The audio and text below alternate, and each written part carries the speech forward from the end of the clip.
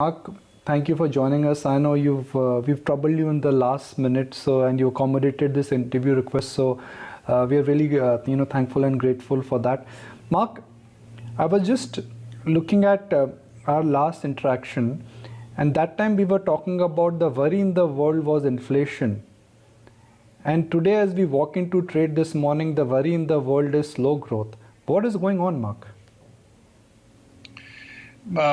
Well, what's going on is the purchasing managers' indices are all coming down. And I don't think that's any problem because they're coming down from levels that were never sustainable. If you look at America, for example, the PMI above 60, I think that really only happened 3 times in the last however many years the data series has been running, 30 plus years. So now we're back in the high 50s, which is still a very high number. But PMIs lead the economy, and so they give us a pretty clear signal that the growth did peak in June. I don't see any cause for concern. It had to peak at some point. That doesn't mean it's going away. It just won't be as big as it was before. Do you see there could be a snowball effect of what is happening in the Chinese internet stroke tech companies? Because that's one big pocket where billions of dollars of market cap has got eroded, and it could be a problem for leverage traders. I imagine that the first step for people who are selling China will be just to go into something safe like cash, because they've just been scared by a quite unexpected and unprecedented event, and they don't quite know what to do. They're a bit shocked.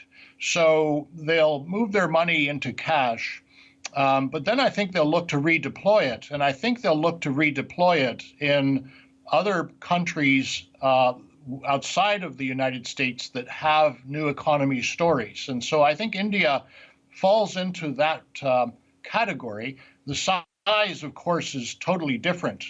India's new economy is tiny in terms of the offering compared to China. But there's a healthy IPO pipeline. And so actually, I think it'll end up being a net benefit to countries like India rather than a net negative.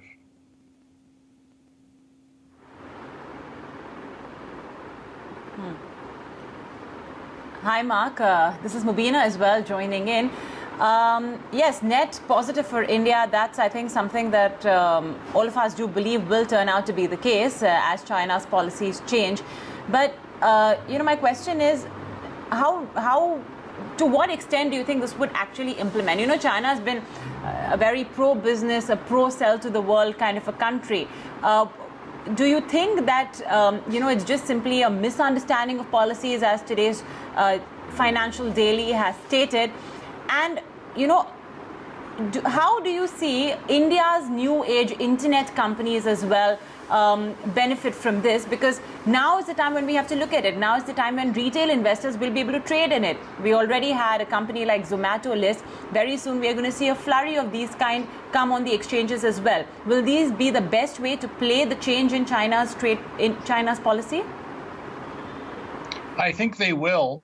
But I also think that in a strange way, although China is under great criticism, of course, right now, it might end up being the sort of vanguard or pioneer in what is a swing of the pendulum away from capital toward labor. And this is a multi-year process, but I believe it has already started. It started some time ago.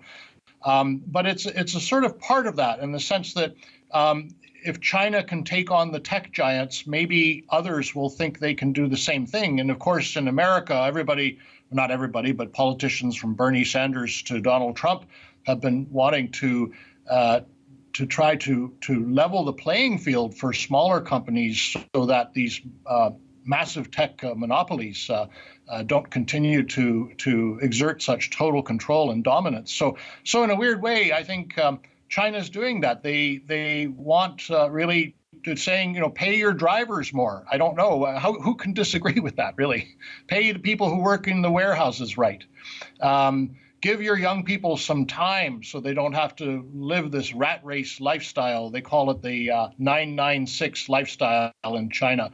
9 in the morning, 9 at night, 9 in the morning till 9 at night, 6 days a week. You're so tired you can't even have any children. And so who really can criticize that? Maybe what China's doing is something that the rest of the world will be doing too in a couple of years. But then to answer your question, I do think that in India, the way to play it is the healthy IPO pipeline. And I think there's just so much growth in the digitalization of the Indian economy. But these sorts of things will come into the conversation over time too. You have to make sure that the digitalization of the economy doesn't have such a big impact on society that it just ends up making people miserable.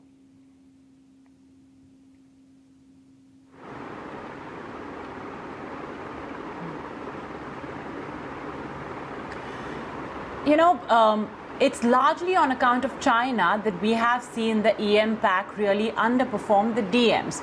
But additionally, what we must understand here is that we've seen quite a bit of fiscal support to the DMs continuing, whereas for many of the EMs that's largely been withdrawn and is being talked about being withdrawn this year as well. How much of a bearing do you think that has too on the emerging markets, and how do you see India as well stack up? India, I think, was such a big surprise when the big COVID wave happened in April and May, and yet the Sensex just didn't go down very much. I mean, it went down, I don't remember, was it 10% or something? But now it's trading higher than it was before. And we look at Thailand, Malaysia, Indonesia, these countries that are really being hit badly now themselves by that same kind of second wave. Actually, their stock markets are quite solid. So I don't know the reason why, but markets are willing to look through this. They're willing to believe that it won't last for a very long time and that these economies will bounce back. And in the meantime, we have, thanks to the Federal Reserve, a situation really globally where money is practically free to borrow. So I suppose it's those two factors, the willingness of the market to believe there is light at the end of the tunnel. India has taught us that in a way. The vaccination program is much more robust than expectations were a few months ago. And we haven't had a big wave again yet. And we know the economy is much more prepared for it if it does come. So I presume that people are extrapolating the same for the other emerging markets.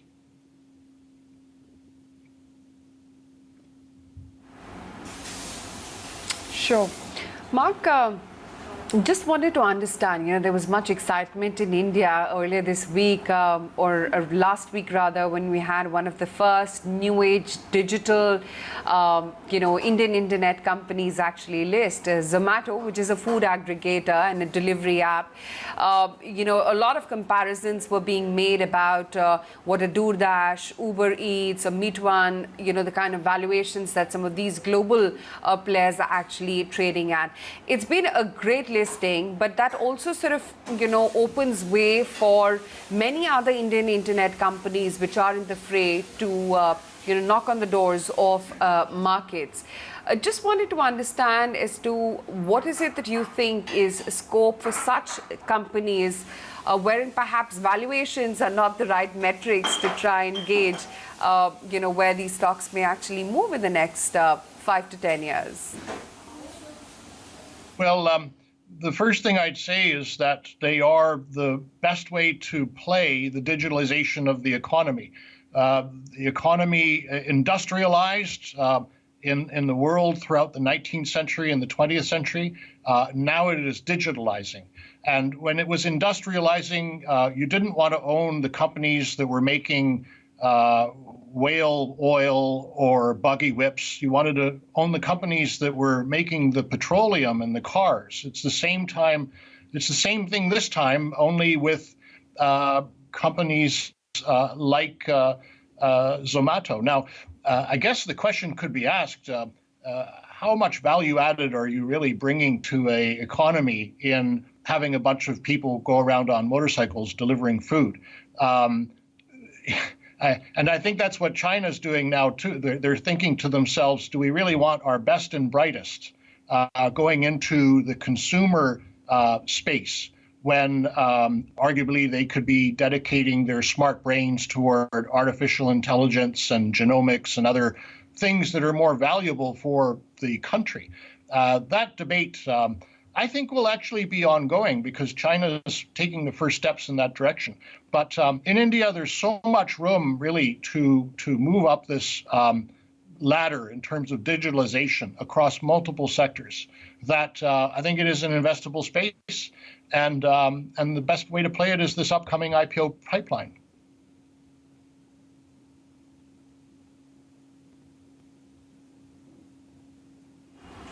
Yeah, indeed, seems to be the case. So what happens then, Mark, in such a case about traditional Indian, economies or sectors? That's, pharmaceuticals, the steel industry, oil and gas. Do you think there is going to be a large tectonic shift, perhaps, of maybe the new age investor following these Indian internet companies' business that you see, use and understand as opposed to the traditional economy? I think those companies still have an important place in a portfolio because the economy is strong in India. Those are cyclical companies, so their profits go up and down depending on the strength of the economy. And we're looking for the economy to be strong this year and strong again next year. And whereas in China, the economy's become quite developed already, there's so much more room for growth in in India, in that sort of real economy kind of sector, like the kinds that you mentioned. Also, I don't think that you're going to get overnight a situation where, all of a sudden these internet companies in India are 40% of the market cap, which they got to in at least the MSCI China index. So they will be, over time, a meaningful part of the market, but they're not going to be anywhere near 40%. By the way, one last thing I'd say is there's a lot of room for so-called real economy companies to digitalize too. So there will be companies that are more ahead of the curve, that are more adaptive, that embrace technology and in every sector. And those are actually the ones to go for.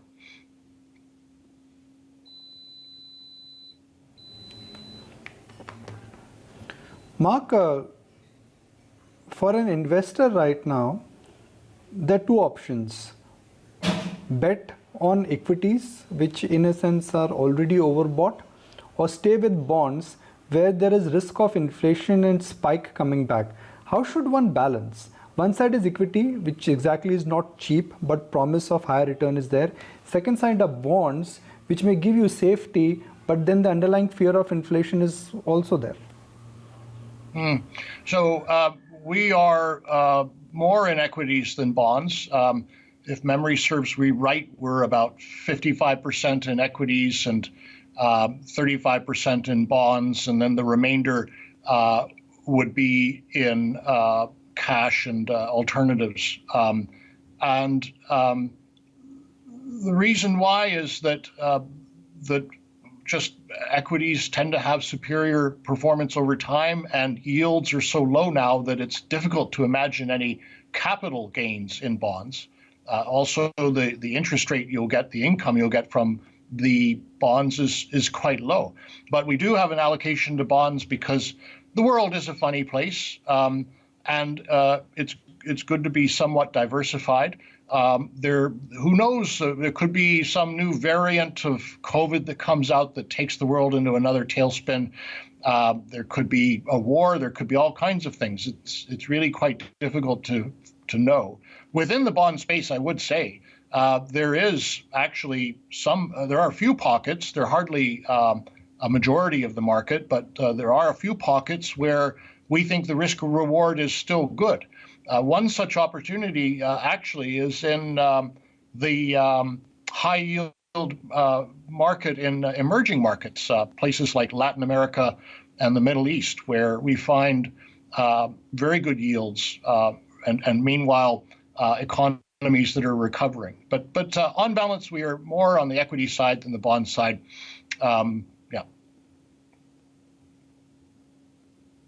So Mark, if I say, if you had to give investors an option to, let's say, buy 3 ETFs for next 5-7 years, irrespective of the asset class or the region or the complexity, but they have to be these same plain simple ETFs where you can park your money every month for next 3, 5, 7 years.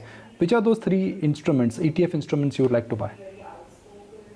One is the S&P 500. It's the spider. It's the biggest ETF in the world, I think, because the S&P is just a wonderful fund manager itself. It is an index that naturally pushes the best companies up to the top. And that's why, if you look back in history, the largest companies in the U.S. stock market are different every single decade. 30 or 40 years ago, it would have been Bell and Exxon, and I don't know what else. Today, it's these internet companies. 10 years from now, it'll be something else. But whatever it is, the S&P itself will make sure that you are benefiting from that, because it's weighted by market cap. And so good companies in America are rewarded by higher share prices. They don't have big state-owned enterprises or a lot of government interference. And then I would also say that as much as there's a lot of shock and consternation about Chinese internet now, the internet is not the only part of the Chinese market. There are very large parts of that market that I think have quite good stories, like the consumption story, like the renewable energy story, so that's solar and wind, like the healthcare story. And those all actually do have ETFs that one can buy in Hong Kong. So those are some of the ideas that I would pursue.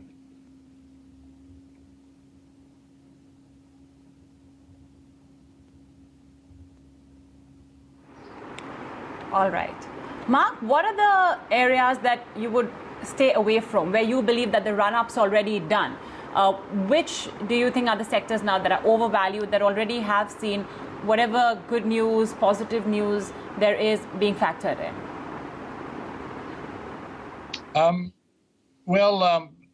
There's clearly a lot of froth in certain pockets of the new economy.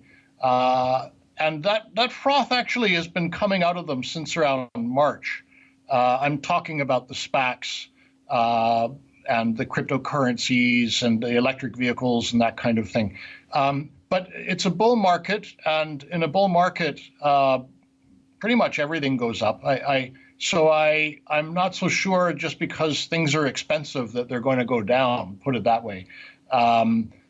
I suppose on balance, what I would say is that if the economy is going to start to decelerate, in other words, yes, it's still growing, but it's not growing as strongly, then the cyclical component of it may I don't know if it's going to go down, but it may lag the more structural elements like the FANGs. So that's how I'd answer that question.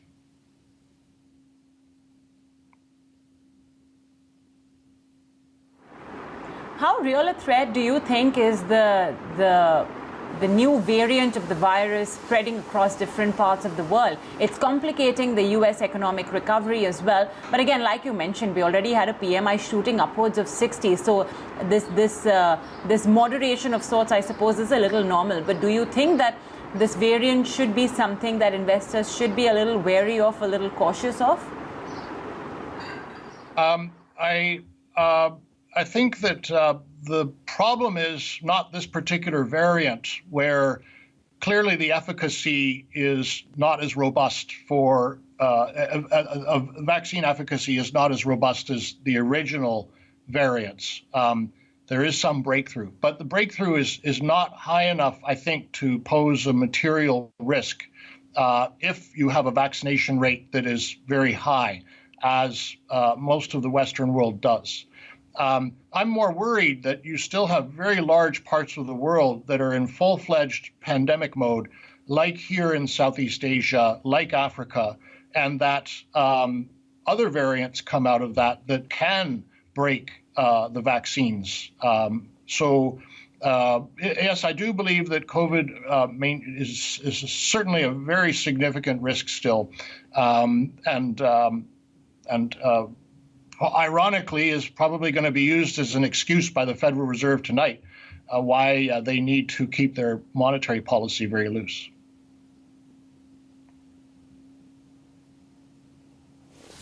Mark, great to have you on the show. We'll let you go on that note. Thanks as always for taking the time out and speaking with us.